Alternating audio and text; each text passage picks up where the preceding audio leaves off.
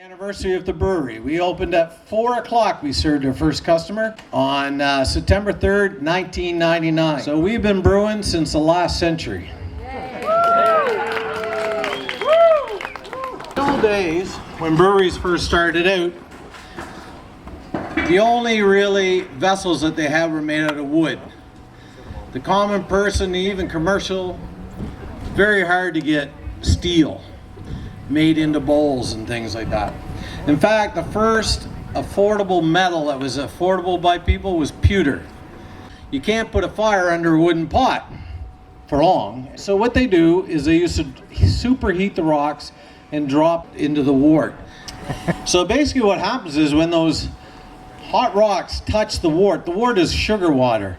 And what it does is it caramelizes that sugar right on the outside of the rocks. Now the interesting thing is a yeast can only eat a 3 sugar chain molecule or less. So a trisaccharide or less. Caramel tends to be longer than that. So what will happen is the yeast will not ferment any of the sugars that get burnt on the outside of these rocks. And in fact, what we do is when they're done, those rocks are all coated with caramel. So then, after we make and superheat the rocks and dip them in and they get covered in caramel, we start the beer, and then later on, we will pour that hot wort back over the rocks, and that will melt that sugar off of those rocks back in. But it'll be unfermentable. So it'll have this smoky, kind of a sweet back taste to it.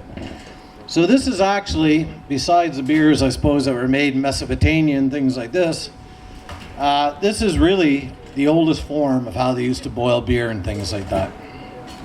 So you're witnessing something that is only done at one other brewery in the world, and that's in a town called Bamberg.